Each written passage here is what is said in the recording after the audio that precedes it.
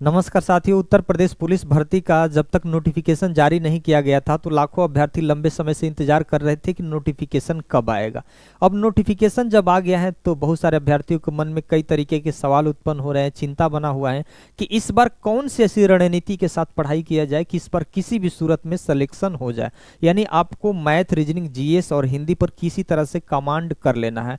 आप अधिक से अधिक प्रैक्टिस सेट करिए, अधिक से अधिक अपने पढ़ने का जो समय अवधि है उसको भी बढ़ा लीजिए, निश्चित ही सिलेक्शन हो जाएगा किसी भी सूरत में। इस बार आपके शरीर पर वर्दी चढ़ना चाहिए, तो निश्चित ही आप लोग अधिक से अधिक प्रैक्टिस सेट करेंगे। और इस चैनल पे पहली बार विजिट कर रहे होंगे साथियों तो जरूर इस चैनल को सब्सक्राइब कर दीजिएगा, लाइक कर दीजिएगा और शेयर कर दीजिएगा, क्योंकि इस चैनल के माध्यम से आपको मैथ, रीजनिंग, जीएस और हिंदी के अलग अलग एक्सपर्ट आएंगे और सारी चीज़ें आपको बिल्कुल यहाँ पर हर कंसेप्ट वाइज पढ़ने को मिलेगा। लेकिन साथ ही जो हम लोगों ने पहले जो शुरू किए हैं जीएस के, जीएस हम खुद मैं पढ़ाऊंगा और इससे पहले मैंने एक प्रैक्टिस सेट आपको पढ़ा दिए हैं। आज हम लोग दूसरा प्रैक्टिस सेट करने जा रहे हैं। इसमें महत्वपूर्ण 40 क्वेश्चन हैं जो कि उत्तर प्रदेश पुलिस में आए हुए क्वेश्चन हैं और अन्य किसी भी एग्जाम में आए हुए क्वेश्चन हैं। बहुत सारे ऐसे प्रश्न होते हैं कि जो अन्य एग्जाम में आए हुए हैं तो पुलिस में भी वो रिपीट होने के चांसेस रहते हैं। तो निश्चित ही आप लोग इस सेशन को आप लाइक करेंगे, सब्सक्राइब करेंगे और हमारे साथ और हमारे इस टीम के साथ जरूर जुड़ने का भरपूर आप प्रयास करेंगे और हमारा पूरा सहयोग रहेगा कि आपका किसी भी सूरत में सिलेक्शन हो जाए। साथियों, हम लोग बिना देर किए हुए इस वीडियो की शुरुआत करेंगे। 100% वर्दी आपका इंतजार कर रही है, सिर्फ आपको अपना पेशेंस, धैर्य नहीं खोना है और हमारे साथ भी जुड़ना है। अगर आपको लगे कि नहीं बहुत सारी चीज़ें कवर नहीं हो रही है तो मैं ये नहीं कहता हूँ कि लगातार मेरे ही साथ जुड़िए। आपको अधिक से अधिक ज्ञान अर्जित करना है। अब आप बुक्स अधिक पढ़िए, प्रैक्टिस सेट तो पर डे करना है। तो निश्चित ही प्रैक्टिस सेट करने के लिए हमारा यह चैनल आपके लिए बहुत ही लाभदायक होगा। जरूर हमारे साथ जुड़े रहिएगा। साथियों, यहाँ देखिए पहला प्रश्न है, बहुत ही महत्वपूर्ण प्रश्न है। हर प्रश्न का उत्तर देंगे। हमने 40 प्रश्न लिए हैं लेकिन इसमें 150 प्रश्न इसको बनाएंगे, समझ लीजिएगा। अगर आप अपने पास अगर नोट्स रखे होंगे, कॉपी पेन रख लीजिएगा और जो भी मैं एक्स्ट्रा चीज़ें बताऊंगा उसको नोट करते जाइएगा। पहला प्रश्न है कि 1857 की क्रांति के नेतृत्व कानपुर में किसने किया, बता दीजिए। अगर किसी को प्रश्न का उत्तर याद है तो बता दीजिए। 1857 की जो क्रांति हुई थी उसका नेतृत्व कानपुर में किसने किया था। ऑप्शन ए है आपका बेगम हजरत महल, ऑप्शन बी है नाना साहब, ऑप्शन सी है कुंवर सिंह, ऑप्शन डी है तात्या टोपे। बता दीजिए 1857 की क्रांति जो हुई थी तो कानपुर से नेतृत्व किसने किया था। इसमें जो करेक्ट ऑप्शन है आपका साथियों, इसमें नाना साहब। कौन है? नाना साहब। तो इसमें अब 4 हम प्रश्न यहाँ से तैयार करेंगे। पहला, बेगम हजरत महल कहाँ से यह नेतृत्व की थी भाई? यह लखनऊ। कहाँ से? लखनऊ से। नाना साहब आप समझ गए, कानपुर। कुंवर सिंह कहाँ से किए थे? जगदीशपुर, आरा यानी बिहार। तो जगदीशपुर लिख देते हैं, जगदीशपुर, आरा मतलब बिहार, आप समझ लीजिए। ठीक। और तात्या टोपे क्या थे भाई? नाना साहब के प्रधान सेनापति थे, इनके सहयोगी थे। इनको ये और ये झांसी, ग्वालियर और उत्तर प्रदेश के कुछ इलाके में भी काफ़ी सहयोग किए थे नाना साहब के। तो ये मध्य भारत इनका लिख लीजिए, मध्य भारत। तो यहाँ से देख लीजिए, कई बार पूछा जाता है कि लखनऊ से 1857 की क्रांति में नेतृत्व किसने किया, तो बेगम हजरत महल ने किया। उसके बाद कानपुर से आपका नाना साहब हो गए। जगदीशपुर, आरा से किसने किया? कुंवर सिंह किए थे। और उसके तात्या टोपे का है मध्य भारत से, लेकिन नाना साहब के क्या थे? ये बहुत ही करीबी थे। तो यहाँ से प्रश्न पूछा जाता है। 1857 की क्रांति के बारे में आप लोग सुने होंगे कि अंग्रेजों द्वारा भारतीयों पर किस तरह से शोषण किया जाता था। राजनीतिक, सामाजिक, आर्थिक और सैनिक भी असंतोष था, जिसकी वजह से 1857 की क्रांति देखने को मिली। लेकिन अंग्रेज किसी तरह से इस क्रांति को दबाने में सफल रहे। फिर भी वहीं से एक स्वतंत्रता संग्राम की एक चिंगारी पनपती है और अंततः हम लोग 15 अगस्त 1947 को क्या होते हैं? आजाद होते हैं साथियों। ठीक। तो ये प्रश्न था पहला। दूसरा प्रश्न देखिए साथियों, दूसरा प्रश्न है, भारत में सबसे पहले अंग्रेज ने किस युद्ध के बाद सत्ता स्थापित कर लिए, यानी सत्ता उनको मिल गई। कौन से ऐसे युद्ध जीत लिए जिसके बाद उनको सत्ता मिल गई? ऑप्शन है बक्सर का युद्ध, ऑप्शन बी है पानीपत का युद्ध, ऑप्शन सी है प्लासी का युद्ध, ऑप्शन डी है मैसूर का युद्ध। अंग्रेजों ने सत्ता उनको मिल गई कौन सी युद्ध के बाद? ऑप्शन बताइए, अगर आपको याद हो तो जरूर इसका आंसर करेंगे। तो इसमें जो करेक्ट ऑप्शन होगा, ऑप्शन साथियों सी होगा, यानी प्लासी का युद्ध कब हुआ था, ध्यान दीजिएगा 1757 में। कब हुआ था, 1757 में। पानीपत का प्रथम, द्वितीय और तृतीय 3 युद्ध हुआ था पानीपत का। तो डेट कम से कम आपको मैं बता दे रहा हूँ। पानीपत का जो प्रथम युद्ध हुआ था कब हुआ था, 1526 में। द्वितीय कब हुआ था, 1556 में। और तृतीय कब हुआ था, 1761 में। ये याद रखिएगा। उसके बाद बक्सर का युद्ध कब हुआ था साथियों, 1764 में। मैसूर का युद्ध, इसमें भी प्रथम मैसूर का युद्ध, द्वितीय मैसूर का युद्ध, तृतीय और चतुर्थ होता है, 4 युद्ध होता है। लेकिन मैसूर का युद्ध टोटल आप समझ लीजिएगा 1767 से लेकर आपका 1799, जब तक टीपू सुल्तान की मृत्यु नहीं होती है तब तक। ये लंबा है, हम लोग प्रथम द्वितीय तृतीय करके कभी बता देंगे जब इस टॉपिक को पढ़ाएंगे तो, क्योंकि एक वीडियो अगर मैं बताऊं तो बहुत लंबी हो जाएगी, इसलिए मैं महत्वपूर्ण चीज़ें मैं आपको बता दिया। अब बताइए, पानीपत का प्रथम युद्ध 1526, पानीपत का द्वितीय युद्ध 1556, पानीपत का तृतीय युद्ध 1761, बक्सर का युद्ध 1764। ठीक, इस तरह से आपको याद करते चलना है। तीसरा प्रश्न है आपका, ध्यान दीजिए, अकबरनामा के लेखक कौन थे, बता दीजिए। अकबरनामा के लेखक कौन है? ऑप्शन ए है अबुल फजल, ऑप्शन बी है बदायूनी, ऑप्शन सी है फिरदौसी, ऑप्शन डी है अमीर खुसरो। बता दीजिए, यानी अकबरनामा के लेखक बता दीजिए कौन है अकबरनामा का। इसमें जो करेक्ट ऑप्शन है आपका साथियों, अकबरनामा के लेखक कौन है, अबुल फजल। याद रखिएगा, कई बार पूछी जाती है ये किताब। अकबरनामा के लेखक अबुल फजल है। ठीक, और ये बहुत महत्वपूर्ण इनकी भी है। फिरदौसी के शाहनामा जो पुस्तक थी उसकी लेखक कौन है भाई, फिरदौसी। इसको भी याद रखिएगा। ठीक,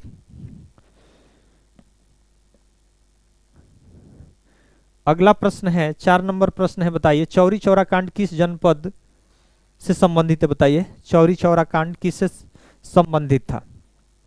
पहले तो आपको ध्यान रखना होगा असहयोग आंदोलन कब शुरू हुआ था। असहयोग आंदोलन पहले याद रखेंगे तब पता चलेगा। असहयोग आंदोलन, असहयोग आंदोलन कब शुरू हुआ था? 1920 में शुरू हुआ था और 22 तक चला था। ध्यान दीजिएगा, एवं महात्मा गांधी के नेतृत्व में यह आंदोलन शुरू हुआ था। अब सवाल यह था, असहयोग का मतलब अंग्रेजों को किसी प्रकार का सहयोग नहीं करना है। अगर भारतीय लोग पुलिस में हैं तो अपनी नौकरी छोड़ दे, अगर भारतीय लोग वकालत कर रहे हैं तो वो अपनी वकालत करना छोड़ दे, अगर भारतीय लोग अंग्रेज का किसी भी तरह का अगर सहयोग कर रहे हैं जिससे अंग्रेज को लाभ हो रहा है तो वो अपना व्यवसाय छोड़ दे, ताकि अंग्रेज को किसी तरह से आर्थिक स्थिति क्या हो जाए, कमजोर हो जाए। उनकी आर्थिक स्थिति कमजोर हो जाने की वजह से वह लंबे समय तक हमारे देश में नहीं रह पाएंगे। तो असहयोग आंदोलन 1920 में शुरू हुआ और 22 में क्या हो गया, खत्म हो गया। क्यों भाई?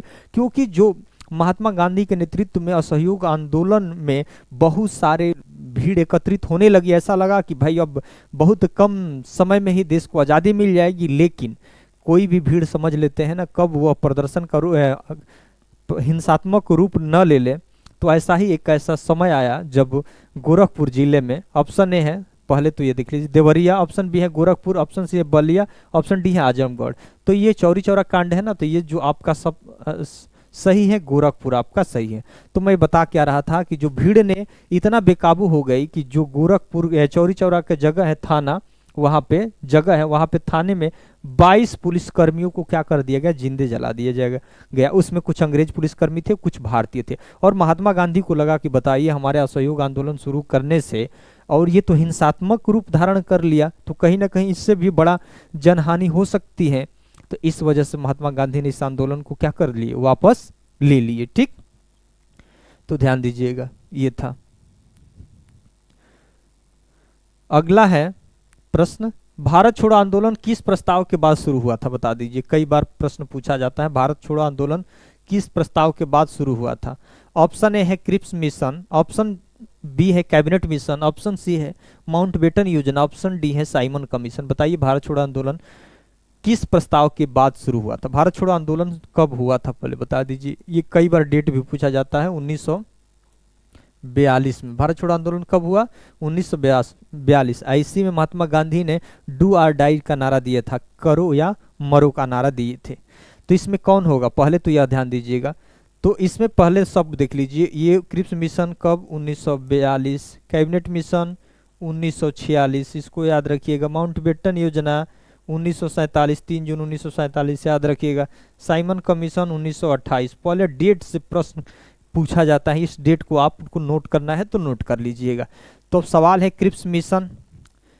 क्रिप्स मिशन, इसमें जो करेक्ट ऑप्शन हो जाएगा आपका क्या हो जाएगा, क्रिप्स मिशन। यानी उधर जो ब्रिटेन था, हम लोग ब्रिटेन का उपनिवेश थे, यानी अंग्रेज लोग हमारे देश पर राज कर रहे थे, गुलामी की जंजीरों में हम लोग जकड़े हुए थे साथियों।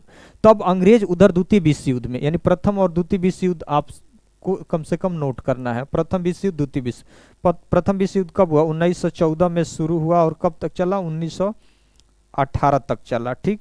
द्वितीय विश्व युद्ध 1939 में शुरू हुआ और कब तक चला, 1945 तक चला। तो द्वितीय विश्व युद्ध में क्या था, ब्रिटेन उस युद्ध में सम्मिलित हो गया था और भारत पर भी इधर व्यवस्था राज चल रहा था। तो अब वहाँ ब्रिटेन द्वितीय विश्व युद्ध में उलझ कर कमजोर हो चुका था और भारत सब मदद चाहता था। लेकिन भारत के सामने भी एक बहुत बड़ी चुनौती थी कि नहीं, अंग्रेज लोग उधर उलझे हुए युद्ध में लड़ाई लड़ रहे हैं और एक बहुत बढ़िया अवसर है कि हम लोग अंग्रेज को किसी प्रकार की मदद ना करें और एक शर्त रखें कि जब तक हमें पूर्ण स्वतंत्रता नहीं मिलती है तब तक हम तुम्हारी कोई बात सुनने वाले नहीं हैं।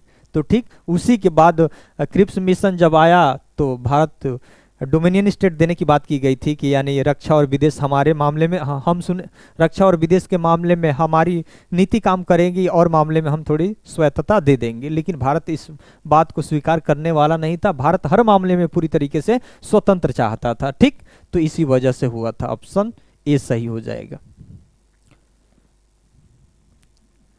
छठा नंबर प्रश्न है, गंगा नदी का उद्गम स्थल बता दीजिए कौन सा है। ऑप्शन ए है आपका गंगोत्री, ऑप्शन बी है यमुनोत्री, ऑप्शन सी है अमरकंटक, ऑप्शन डी है केदारनाथ। बताइए गंगा नदी का उद्गम स्थल। इसमें जो करेक्ट ऑप्शन हो जाएगा साथियों, इसमें आपका गंगोत्री हो जाएगा। गंगा की कुल लंबाई कितनी है भाई, 2500, कभी 10 किलोमीटर, 2510 किलोमीटर, कहीं कहीं 2525 किलोमीटर भी देता है। बिल्कुल आपको परेशान होने की जरूरत नहीं है। ठीक है, 2510 किलोमीटर इसकी लंबाई है। ठीक। अगला प्रश्न है, उत्तर प्रदेश की सबसे लंबी नदी कौन सी है, बताइए उत्तर प्रदेश की सबसे लंबी नदी। ऑप्शन ए है यमुना, ऑप्शन बी है गोमती, ऑप्शन सी है आपका गंगा, ऑप्शन डी है आपका घाघरा। बताइए उत्तर प्रदेश की सबसे लंबी नदी कौन सी है। इसमें जो आपका ऑप्शन हो जाएगा ऑप्शन सी, यानी गंगा नदी उत्तर प्रदेश के लगभग 1000 किलोमीटर में क्या करती है, प्रवाहित होती है। तो उत्तर प्रदेश की भी सबसे लंबी कौन नदी हो जाएगी, गंगा नदी हो जाएगी। अगला है, भारत में काली मिट्टी फसल के लिए सबसे उपयुक्त, भारत में काली मिट्टी किस फसल के लिए उपयुक्त है बता दीजिए। काली मिट्टी में उत्पादन किस फसल का अधिक होता है बता दीजिए। ऑप्शन ए है धान, ऑप्शन बी है गेहूं, ऑप्शन सी है कपास, ऑप्शन डी है आपका जूट। यानी काली मिट्टी किसके लिए उपयुक्त है, सबसे उपयुक्त बता दीजिए। ऑप्शन है इसमें आपका ऑप्शन सी है कपास, यानी कपास के लिए काली मिट्टी सबसे उपयुक्त है, याद रखिएगा। और यहाँ देखिए धान और गेहूं में यानी कौन इसमें रबी और कौन इसमें खरीफ की फसल है बता दीजिए। तो धान क्या है भाई, आपका खरीफ की फसल है, क्या है, खरीफ की फसल है। और गेहूं क्या है आपका, रबी की फसल है। खरीफ की फसल क्यों है भाई, क्योंकि इसको जून जुलाई में बोया जाता है, क्या, जून और जुलाई में। और इसको क्या बोया जाता है, अक्टूबर और नवंबर में। ध्यान दीजिएगा, अक्टूबर और नवंबर में बोया जाता है, ध्यान रखिएगा। ठीक। अगला प्रश्न है, सोन नदी किस नदी की सहायक नदी है। सोन नदी किस नदी की सहायक नदी है। ऑप्शन ए है नर्मदा, ऑप्शन बी है यमुना, ऑप्शन सी है गंगा, ऑप्शन डी है गोदावरी। बता दीजिए सोन नदी किस नदी की सहायक नदी है। इसमें जो करेक्ट आपका ऑप्शन होगा, इसमें आपका गंगा नदी हो जाएगा। क्या हो जाएगा, गंगा। कई बार गंगा नदी कहाँ गिरती है भाई, आपको पता होगा ना, यहाँ ध्यान रखिएगा। ये भारत है और देख लीजिए ये क्या है, बंगाल की खाड़ी है, और इधर क्या है, अरब सागर है, नीचे आपका हिंद महासागर है, और इधर पाकिस्तान अफगानिस्तान वाला इलाका है, और इधर क्या है, हिमालय है। तो ध्यान दीजिएगा इसमें क्या है, हमने कहा कि बंगाल की खाड़ी में गंगा नदी क्या करती है, बंगाल की खाड़ी में गिरती है। नर्मदा और ताप्ती, कई बार पूछा जाता है, नर्मदा और ताप्ती दो नदी है जो कहाँ गिरती है भाई, सीधे अरब सागर में गिरती है। कहाँ गिरती है, अरब सागर में। तो नर्मदा और ताप्ती दो ऐसी नदी हैं जो कहाँ गिरती है, आपका अरब सागर में गिरती है। कई बार प्रश्न पूछा गया है। ठीक। अगला प्रश्न है, उत्तर प्रदेश का सबसे बड़ा जिला क्षेत्रफल की दृष्टि से कौन सा है, बता दीजिए।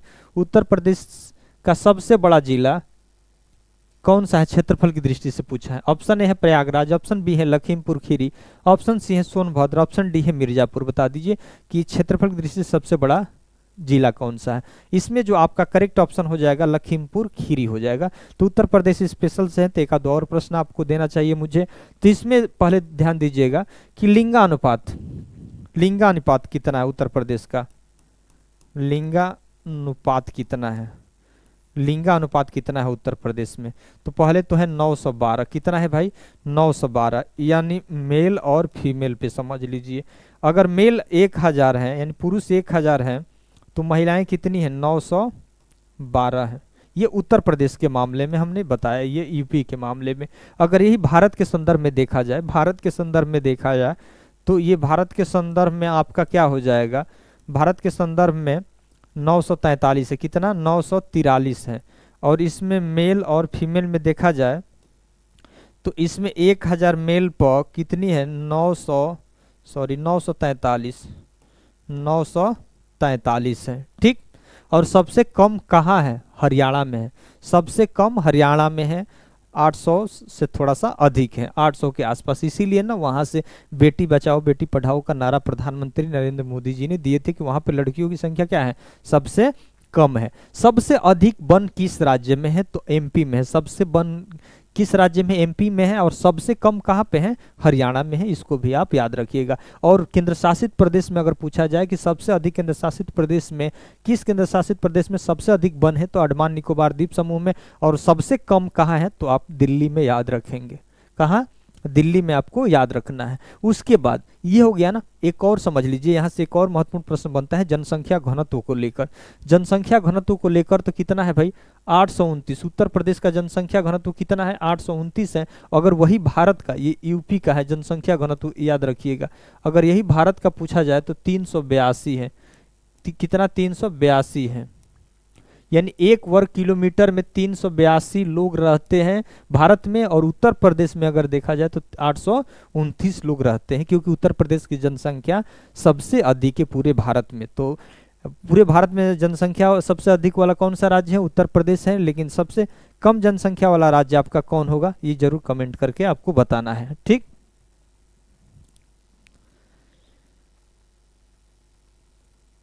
अगला है भारतीय संविधान को कब अंगीकृत किया गया भाई, अंगीकृत का मतलब समझ रहे हैं। ऑप्शन है 15 अगस्त 1947, ऑप्शन बी है 26 नवंबर 1949, ऑप्शन सी है आपका 26 जनवरी 1950, ऑप्शन डी है 2 अक्टूबर 1950।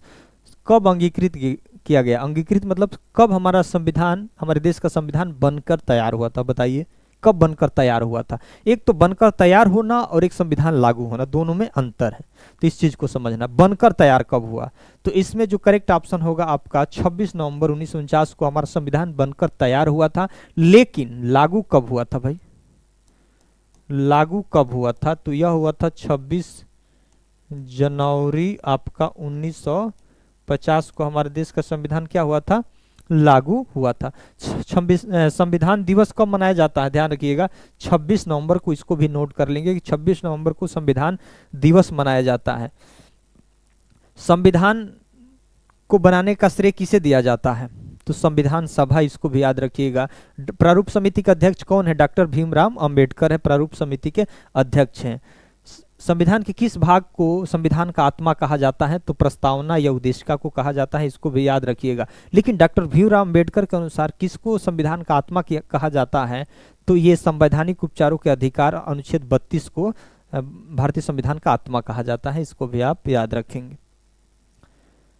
12 नंबर प्रश्न है आपका कि मौलिक अधिकार संविधान के किस भाग में, मौलिक अधिकार संविधान के किस भाग में है, आप बता दीजिए। तो मौलिक अधिकार संविधान के भाग, ऑप्शन ए है भाग 2, ऑप्शन बी है भाग 3, ऑप्शन सी है भाग 4, ऑप्शन डी है भाग 5। तो बताइए मौलिक अधिकार फंडामेंटल राइट संविधान के किस भाग में है, तो भाग 3 में है। किस भाग में है, भाग 3 में है। और भाग 3 में है तो अनुच्छेद कहाँ से कहाँ तक है, बता दीजिए। तो 12 से लेकर 35 तक, अनुच्छेद 12 से 35 तक आपका है। तो भाग 2 में किसकी बात की गई है, तो भाई नागरिकता की बात की गई है, संविधान नागरिकता की बात की गई है। और इसमें क्या किया गया है, राज्य के नीति निर्देशक तत्व, राज्य के नीति निर्देशक तत्व की बात की गई है, और यह क्या है, संघ की बात की गई है। ठीक, तो इसको याद रखेंगे, कई बार पूछा जाता है। तो नागरिक ये देखिए, और इसका अनुच्छेद कहाँ से कहाँ तक है, तो 36 से लेकर आपका 51 तक है। कहाँ तक, 36 से 51 तक है, इसको भी याद रखिएगा।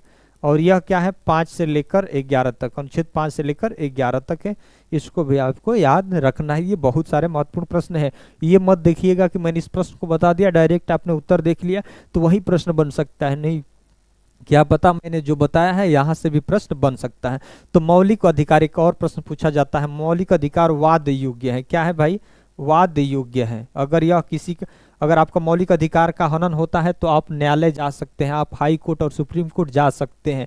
लेकिन राज्य के नीति निर्देशक तत्व यही कई बार पूछा जाता है, यह क्या है भाई, अवाद्य योग्य है। क्या है, अवाद्य योग्य है। इसका मतलब है कि यह राज्य के संसाधन पर, यानी देश के संसाधन पर निर्भर करता है कि आपको उस योजना का लाभ मिल भी सकता है और नहीं भी मिल सकता है।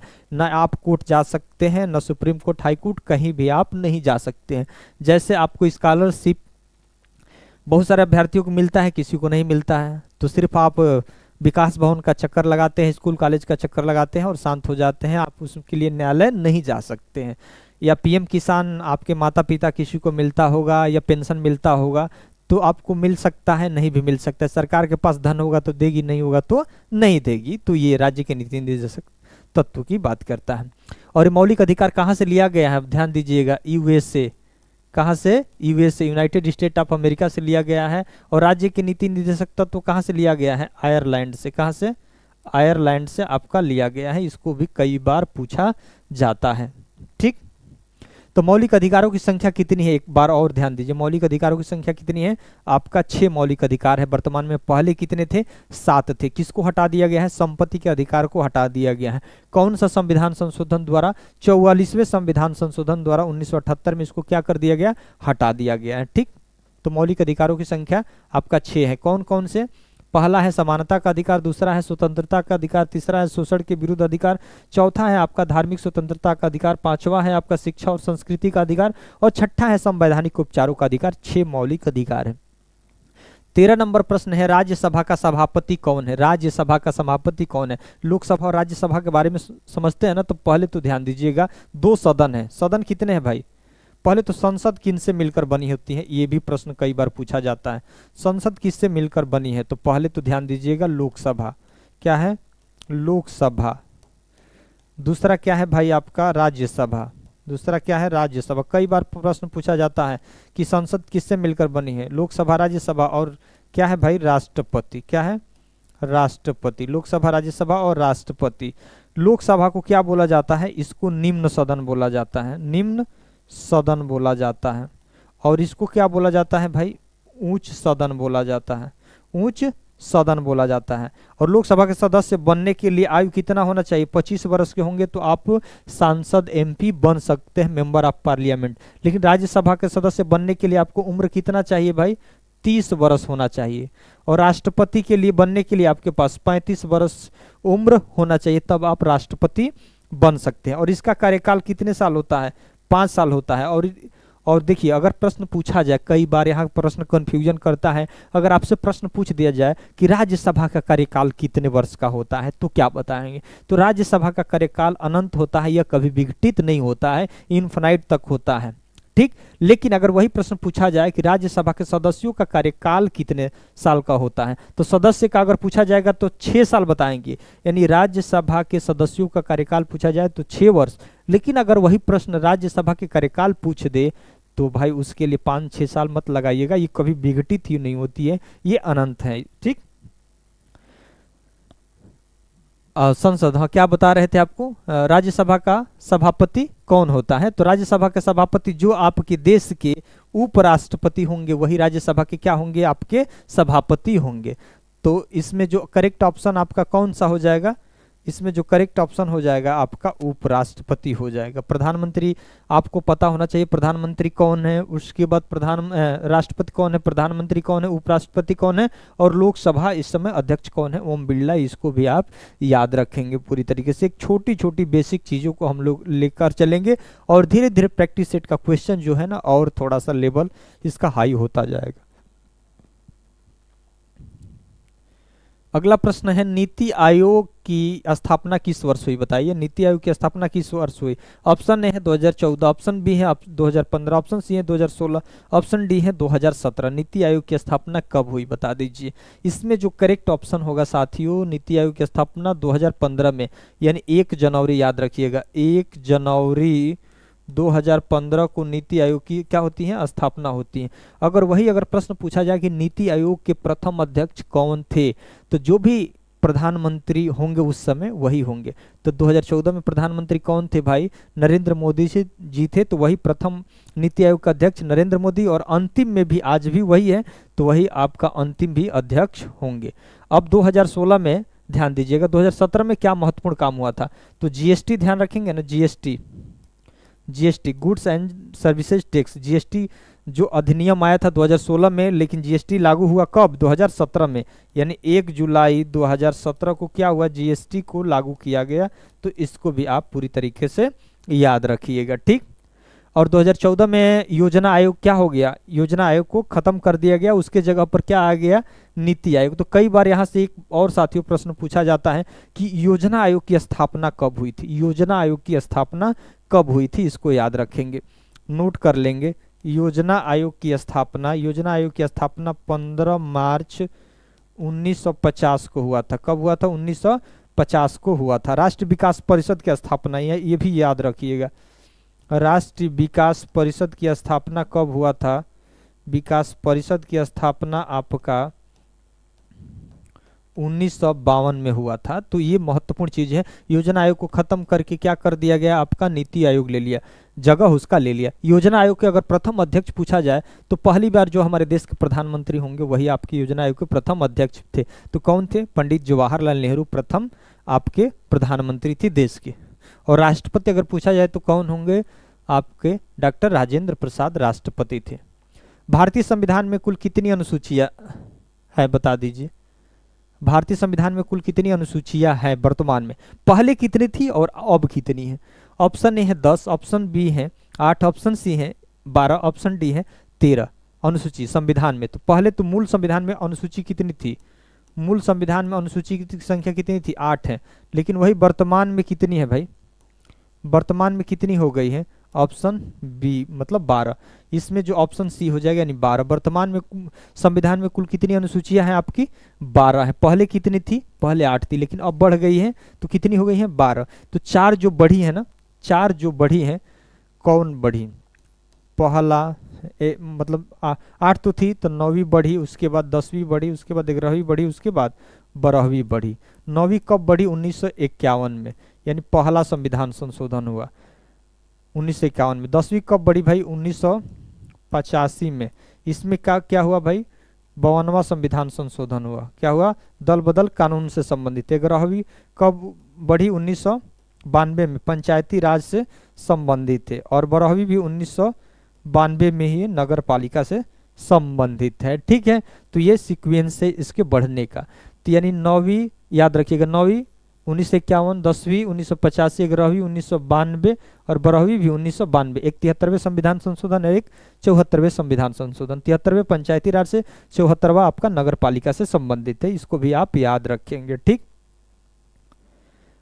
अगला प्रश्न है आपका, भारत में केंद्रीय बैंकिंग संस्थान कौन से? केंद्रीय बैंकिंग संस्थान कौन से? यहाँ समझना। ऑप्शन है एसबीआई, ऑप्शन बी है आरबीआई, ऑप्शन सी है नाबार्ड, ऑप्शन डी है आपका सेबी। बता दीजिए कि भारत का केंद्रीय बैंक कौन है। बस यही आपको समझना है, भारत का केंद्रीय बैंक कौन है। तो भारत का केंद्रीय बैंक या भारत के बैंकों का बैंक कौन कहा जाता है? तो आपने इसमें जो करेक्ट ऑप्शन होगा आपका आरबीआई यानी रिजर्व बैंक ऑफ इंडिया। इसकी स्थापना कब होती है? 1 अप्रैल, याद रखिएगा 1 अप्रैल 1935 को इसकी क्या होती है? स्थापना होती है। SBI state bank of India, पहले इसका नाम क्या था? इंपीरियल बैंक ऑफ इंडिया इसका नाम था। और एसबीआई कब कर दिया गया? 1955 में। कब कर दिया गया? 1955 में। यह देश का सबसे बड़ा वाणिज्यिक बैंक है। क्या है? सबसे बड़ा वाणिज्यिक बैंक है, ठीक। और नाबार्ड बैंक की स्थापना कब हुई थी? 1982 में शिवरामन समिति की सिफारिश पर हुई थी। और सेबी की स्थापना कब होती है? 1988 में स्थापना होती है, लेकिन कानूनी दर्जा इसको कब मिलता है? 1992 में मिलता है। नाबार्ड क्या है भाई? कृषकों को कृषि क्षेत्र में वह ऋण प्रोवाइड करता है। सेबी क्या है? सेबी का तो कई बार फुल फॉर्म पूछ दिया है, तो security exchange board of India. Security exchange board of India होता है। यह शेयर में जो पैसे लोग लगाते हैं उस पर क्या करता है? कंट्रोल करता है, नियंत्रण करता है। जो भी निवेशक लोग होते हैं उनकी इनकम, जो भी निवेश किए हैं उनको किसी तरह से सुरक्षित रखने की जिम्मेदारी इसके पास होती है। इसकी कंट्रोल बॉडी होता है, ठीक। सेबी समझ लीजिएगा। 17 नंबर प्रश्न आप देख लीजिए। 17 नंबर प्रश्न है, पंचवर्षीय योजना की अवधारणा किस देश से ली गई है? पंचवर्षीय योजना, ऑप्शन ए है अमेरिका, ऑप्शन बी है ब्रिटेन, ऑप्शन सी है रूस, ऑप्शन डी है जापान। तो पंचवर्षीय योजना की अवधारणा किस देश से ली गई है? ध्यान दीजिएगा। ऑप्शन इसमें जो सही हो जाएगा आपका रूस हो जाएगा। पंचवर्षीय योजना यानी 5 वर्ष के लिए प्लानिंग बनाई जाती थी। तो पहली पंचवर्षीय योजना आपको पता होगा ना। पहली पंचवर्षीय योजना पहली 1951 में शुरू होती है और कब तक चलती है? 5 साल, यानी 56 में चलती है। उसी तरह से द्वितीय फिर 56 से शुरू होगी, 1956 से शुरू होगी, फिर 5 साल जोड़ेंगे तो 1900 आपका 61 हो जाएगा, ठीक है। इसी तरह से फिर 5 साल जुड़ेगा, ठीक। तो इसी तरह से चलता आ रहा है, ठीक। उसके बाद ये सब पंचवर्षीय योजना आगे चलकर खत्म हो गया क्योंकि नीति आयोग आ गया, ठीक। तो ये सारी चीजें है। अगला प्रश्न है आपका, भारत में जीएसटी किस प्रकार का कर है बताइए? ऑप्शन ए है प्रत्यक्ष कर, ऑप्शन बी है अप्रत्यक्ष कर, ऑप्शन डी है राज्य कर, ऑप्शन डी है स्थानीय कर। जीएसटी तो इसमें जो हो जाएगा इनडायरेक्ट टैक्स है, अप्रत्यक्ष कर है। तो जीएसटी को कब लागू किया गया? 1 जुलाई 2017 को हमने आपको बता दिया। और जीएसटी का हमने प्रकार भी बताया था पहले कि जीएसटी का प्रकार क्या है भाई। इसमें आप देखे होंगे आपका एसजीएसटी होता है, एसजीएसटी, सीजीएसटी, यूटीजीएसटी और उसके बाद आईजीएसटी। ये क्या है? जीएसटी के प्रकार है। एसजीएसटी मतलब स्टेट, मतलब राज्यों के लिए वस्तु एवं सेवा कर की बात करता है। यह सेंट्रल गवर्नमेंट के लिए, यानी सेंट्रल गवर्नमेंट की बात करता है, मतलब सेंट्रल गवर्नमेंट वस्तु एवं सेवा कर की बात करता है। यूटी यूनियन टेरिटरी की बात करता है। और ये integrated good and services tax की बात करता है। तो प्रश्न पूछा जाता है कि जीएसटी में आई का क्या मतलब है, यूटी का क्या मतलब है, सी का क्या मतलब है, एस का क्या मतलब है। और जीएसटी का फुल फॉर्म आपको पूरी तरीके से याद भी रखना है, ठीक। 19 नंबर प्रश्न है, ध्यान रखिए। आर्थिक सर्वेक्षण कौन प्रस्तुत करता है? ऑप्शन ए है आरबीआई, ऑप्शन बी है नीति आयोग, ऑप्शन सी है वित्त मंत्रालय, ऑप्शन डी है आपका संसद। तो आर्थिक सर्वेक्षण कौन प्रस्तुत करता है? इसमें जो करेक्ट ऑप्शन हो जाएगा आपका वित्त मंत्रालय हो जाएगा। आरबीआई हमने बता ही दिया, वित्त मंत्रालय, ठीक। और संसद को अपने बता ही दिया कि संसद लोकसभा, राज्यसभा और राष्ट्रपति से मिलकर बने हैं। अगला प्रश्न है, भारत की अर्थव्यवस्था किस प्रकार की है? बता दीजिए, भारत की अर्थव्यवस्था किस प्रकार की? ऑप्शन ए है पूंजीवादी, ऑप्शन बी है समाजवादी, ऑप्शन सी है मिश्रित और ऑप्शन डी है आपका साम्यवादी। भारतीय अर्थव्यवस्था किस प्रकार की है? तो इसमें जो करेक्ट ऑप्शन होगा आपका साथियों, इसमें आपका मिश्रित होगा। मिश्रित का मतलब समझ रहे हैं? मिश्रित का मतलब क्या होता है कि इसमें देखिए हमारे देश में सरकारी भी कंपनियां हैं और प्राइवेट भी कंपनियां हैं, यानी सार्वजनिक और निजी क्षेत्र दोनों का सह अस्तित्व होना चाहिए। उसी को क्या बोलते हैं? मिश्रित अर्थव्यवस्था बोलते हैं। हमारे देश में आप जैसे आपने देखा कि भेल गेल ये सारी सरकारी कंपनियां हैं, बीएसएनएल वगैरह पहले सरकारी कंपनियां हुआ करती थी। तो हमारे देश में सरकारी भी कंपनियां थी और आपके मुकेश अंबानी, टाटा, बिरला की प्राइवेट भी कंपनियां थी। यानी हमारे देश में सरकारी भी क्षेत्र रहेगा और प्राइवेट भी क्षेत्र रहेगा, दोनों मिलकर हमारे देश को क्या करेंगे? आगे बढ़ाएंगे। तो इसीलिए हमारे देश की अर्थव्यवस्था कैसी है? मिश्रित अर्थव्यवस्था है। अगला है, भारत का राष्ट्रीय पशु कौन है? बता दीजिए। ऑप्शन है शेर, हाथी, बाघ, तेंदुआ। तो भारत का राष्ट्रीय पशु सब लोग जानते होंगे क्या होगा? इसमें बाघ है। अगला प्रश्न है, भारत का राष्ट्रीय खेल कौन सा है? ऑप्शन ए है क्रिकेट, ऑप्शन बी है हॉकी, ऑप्शन सी है कबड्डी, ऑप्शन डी है फुटबॉल। तो भारत का राष्ट्रीय खेल क्या है? सब लोग, अधिकतर अभ्यर्थी मतलब क्रिकेट के प्रति दिलचस्पी होगा, लेकिन क्रिकेट नहीं है इसमें। जो क्या है आपका हॉकी सही है। ठीक, राष्ट्रीय खेल। अगला प्रश्न है कि भारत का राष्ट्रीय फूल कौन सा है, बता दीजिए। भारत का राष्ट्रीय फूल कौन सा है? ऑप्शन ए है गुलाब, ऑप्शन बी है कमल, ऑप्शन सी है गेंदा, ऑप्शन डी है सूरजमुखी। तो राष्ट्रीय फूल कौन सा है? ऑप्शन बी आपका कमल। तो अब देखिए, हमने ये कमल ले लिया ना, बाघ ले लिए, उसके बाद मोर ले लिए, जो ये राष्ट्रीय स्तर के जो है प्रतीक चिन्ह जो है। अब इसमें हम लोग क्या लेंगे आगे चल के, इसके साइंटिफिक नेम से प्रश्न कई बार पूछा जाता है। ठीक, तो कमल हो जाएगा। अगला प्रश्न है वंदे मातरम किसने लिखा, बता दीजिए। ऑप्शन ए है आपका रविंद्रनाथ टैगोर, ऑप्शन बी है बंकिम चंद्र चट्टोपाध्याय, ऑप्शन सी है महादेवी वर्मा, ऑप्शन डी है सुभद्रा कुमारी चौहान। तो वंदे मातरम किसने लिखा? तो इसमें जो आपका सही हो जाएगा बंकिम चंद्र चटर्जी। रविंद्रनाथ टैगोर ने क्या लिखा भाई? जनगण मनगढ़। ध्यान रखिएगा, जनगण मनगढ़ रविंद्रनाथ टैगोर ने वंदे मातरम। और एक महादेवी वर्मा की एक पुस्तक है, याद रखिएगा, ये भी कई बार पूछा जाता है, यामा। यामा पुस्तक किसकी है? महादेवी वर्मा के है, इसको भी याद रखेंगे। अगला प्रश्न है भारतीय राष्ट्रीय पंचांग किस पर आधारित है? भारतीय राष्ट्रीय पंचांग किस पर आधारित है?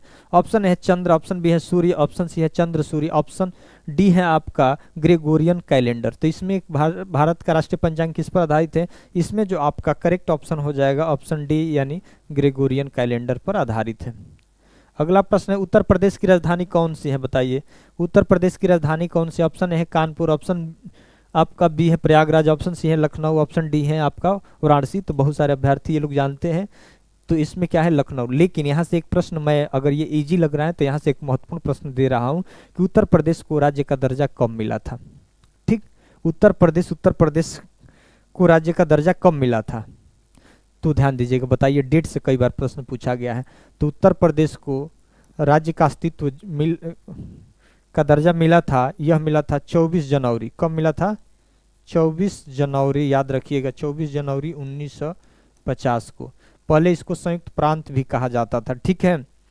लेकिन अब उत्तर प्रदेश कब से कहा जाने लगा भाई? 26 जनवरी 1950 से, संविधान के लागू होने से 2 दिन पहले। ठीक, उत्तर प्रदेश का राजकीय पक्षी क्या है, बता दीजिए। ऑप्शन ए है आपका मोर, ऑप्शन बी है आपका सारस, ऑप्शन सी है कोयल, ऑप्शन डी है तोता। तो उत्तर प्रदेश का राजकीय पक्षी, भारत का और उत्तर प्रदेश में दोनों को अंतर करके पढ़ना है। तो भारत का क्या बताएंगे आप जरूर कमेंट कर दीजिएगा। हमने उत्तर प्रदेश के, तो इसमें क्या हो जाएगा आपका? बी हो जाएगा सारस। ठीक, अगला है प्रश्न ताजमहल किस शहर में है? ताजमहल बहुत सारे लोगों ने भ्रमण किए हैं, ये तो जगह बता देंगे, लेकिन इसको किसने बनवाया था इसको आपको बताना है। ऑप्शन ए है मथुरा, ऑप्शन बी है आगरा, ऑप्शन सी है लखनऊ, ऑप्शन डी है दिल्ली। ताजमहल किस शहर में है भाई? आगरा में है। और बनवाया किसने था? शाहजहां ने। किसने? शाहजहां ने। और किसकी याद में? इसको भी जरूर कमेंट कर दीजिएगा आप। अगला प्रश्न है सारनाथ किस जिले में है? तो ऑप्शन ए है आपका गोरखपुर, बलिया, वाराणसी, प्रयागराज। तो आपने देखा होगा कि वाराणसी स्टेशन से आपका 4 किलोमीटर इधर है, तो इस किस जिले में आ जाएगा? इसमें जो आपका करेक्ट ऑप्शन हो जाएगा आपका सी हो जाएगा। ठीक, अगला प्रश्न है आपका इत्र नगरी के नाम से कौन सा शहर प्रसिद्ध है, बताइए। इत्र नगरी के नाम से, इत्र मतलब आप समझ रहे हैं ना। ऑप्शन है लखनऊ, ऑप्शन बी है आगरा, ऑप्शन सी है कनौज, ऑप्शन डी है मैनपुरी। इत्र नगरी को कौन सा शहर जाना जाता है इत्र नगरी के नाम से? तो इसमें हो जाएगा आपका सी, कनौज को कहा जाता है। अगला प्रश्न है गंगा नदी उत्तर प्रदेश में किस दिशा में बहती है? गंगा नदी उत्तर प्रदेश की किस दिशा में बहती है, याद रखिएगा। ठीक, ऑप्शन ए है उत्तर से दक्षिण, ऑप्शन बी है दक्षिण से उत्तर, ऑप्शन सी है पश्चिम से पूर्व, ऑप्शन डी है पूर्व से पश्चिम। बताइए उत्तर प्रदेश में गंगा नदी किस दिशा में बहती है? तो निश्चित है पश्चिम से या पूर्व की तरफ बहती है। कहाँ? पश्चिम से पूर्व की तरफ बहती है। ठीक है, इसी तरह से 32 नंबर आपका क्वेश्चन है उत्तर प्रदेश उच्च न्यायालय कहाँ है? उत्तर प्रदेश में उच्च न्यायालय कहाँ है, बता दीजिए। ऑप्शन है लखनऊ, ऑप्शन बी है कानपुर, ऑप्शन सी है आपका प्रयागराज, ऑप्शन डी है आपका नोएडा। उत्तर प्रदेश में उच्च न्यायालय कहाँ है और उत्तर प्रदेश उच्च न्यायालय का खंडपीठ कहाँ है, इसको भी आपको बताना है। तो उत्तर प्रदेश का उच्च न्यायालय भारत में उच्च न्यायालय की संख्या कितनी है? हाई कोर्ट की संख्या पहले ये बता दीजिए। हाई कोर्ट की संख्या भारत में 25 हाई कोर्ट है, ठीक। और इसमें जो उच्च न्यायालय उत्तर प्रदेश में कहाँ है? इलाहाबाद यानी प्रयागराज में है। वही अगर खंडपीठ पूछे तो खंडपीठ पूछे तो यह कहाँ है? आपका लखनऊ हो जाएगा, ठीक। अगला प्रश्न है, भारत का सर्वोच्च न्यायालय कहाँ स्थित है? बताइए, भारत का सुप्रीम कोर्ट कहाँ है? ऑप्शन है मुंबई, ऑप्शन बी है कोलकाता, ऑप्शन सी है नई दिल्ली, ऑप्शन डी है आपका चेन्नई। तो सुप्रीम कोर्ट कहाँ है हमारे देश का? तो ये है ऑप्शन सी आपका नई दिल्ली है, ठीक। ऑप्शन डी है रामचरितमानस के रचयिता कौन है? बताइए। ऑप्शन ए है सूरदास, ऑप्शन बी है तुलसीदास, ऑप्शन सी है कबीर, ऑप्शन डी है आपका मीरा। बता दीजिए रामचरितमानस के रचयिता कौन है? गोस्वामी तुलसीदास, याद रखिएगा। अगला प्रश्न है, उत्तर प्रदेश विधानसभा में कुल सदस्यों की संख्या कितनी है? उत्तर प्रदेश विधानसभा में कुल सदस्यों की संख्या कितनी है? ऑप्शन ए है 400, ऑप्शन बी है 402, ऑप्शन सी है 403, ऑप्शन डी है 404। तो इसमें विधानसभा का मतलब जिस सीटों पर विधायक चुन के जाते हैं, तो उत्तर प्रदेश में कितनी सीटें हैं? तो इसमें है आपका 403, याद रखिएगा। कितनी? 403 है। तो वही अगर लोकसभा की सीट पूछे उत्तर प्रदेश में कितनी है, लोकसभा की सीट पूछे उत्तर प्रदेश में कितनी है, तो बता दीजिए 80 सीट है। कितना? 80। और राज्यसभा की सीट पूछ दे तो कितनी है उत्तर प्रदेश में? तो यह क्या है? 31 है। अगर वही विधान परिषद की सीट पूछ दे तो यह कितना है भाई? 99। एक एंग्लो इंडिया वालों को कम कर दिएगा, पहले 100 थे। तो इस तरह से आपको याद रखना है, ठीक। कुंभ मेला कितने वर्षों के अंतराल पर आयोजित होता है? बता दीजिए। ऑप्शन है 6 वर्ष, ऑप्शन बी है 8 वर्ष, ऑप्शन सी है 10 वर्ष, ऑप्शन डी है आपका 12 वर्ष। तो कुंभ मेला बताइए कितने वर्षों पर? तो ऑप्शन है 12। भले इजी प्रश्न है, लेकिन यहाँ से 3-4 महत्वपूर्ण प्रश्न दे देते हैं आपको, ठीक। पहले तो कुंभ मेला जो 4 शहरों में लगता है, कौन कौन से वो शहर है उसका नाम बता दीजिए। तो पहला है भाई आपका प्रयागराज,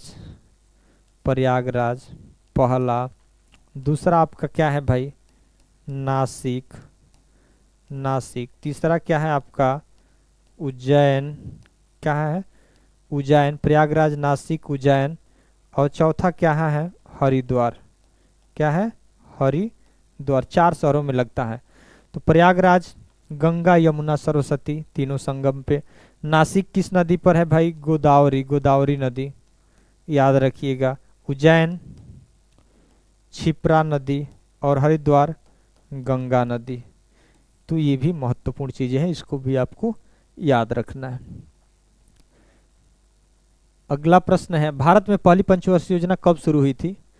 ऑप्शन ए है 1947, ऑप्शन बी है 1950, ऑप्शन सी है 1951, ऑप्शन डी है आपका 1956। तो पहली पंचवर्षीय योजना अभी हमने बताया आपको 1951 में शुरू हुई थी, 1956 तक चली थी। तो शुरुआत पूछा है ना, तो 1951 आपका सही हो जाएगा। ऑप्शन सी आपका सही हो जाएगा।